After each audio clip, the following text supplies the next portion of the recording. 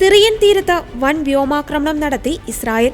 സിറിയയിലെ ലദാക്യ തുറമുഖ പ്രദേശത്ത് ഇസ്രായേൽ ജെറ്റുകൾ ബോംബിട്ടതോടെ സ്ഫോടനം പ്രദേശത്തെ പിടിച്ചു കുലുക്കിയതായി സിറിയൻ മാധ്യമങ്ങൾ റിപ്പോർട്ട് ചെയ്തു.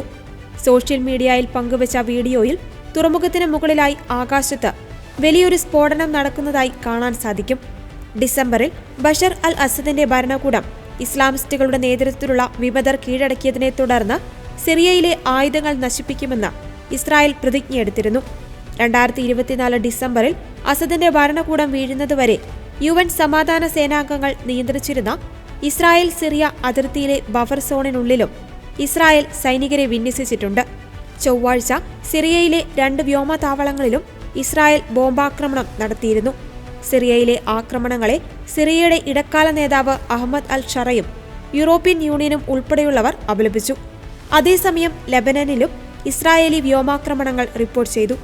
തെക്കൻ ലെബനനിൽ യോഹ്മോർ പ്രദേശത്ത് ആയുധങ്ങൾ നീക്കുന്നതായി തിരിച്ചറിഞ്ഞ ഹിസ്ബുള്ള തീവ്രവാദികളുടെ നേർക്കാണ് ഇസ്രായേൽ വ്യോമാക്രമണം നടത്തിയത്. ആക്രമണത്തിൽ 3 പേർ കൊല്ലപ്പെട്ടു.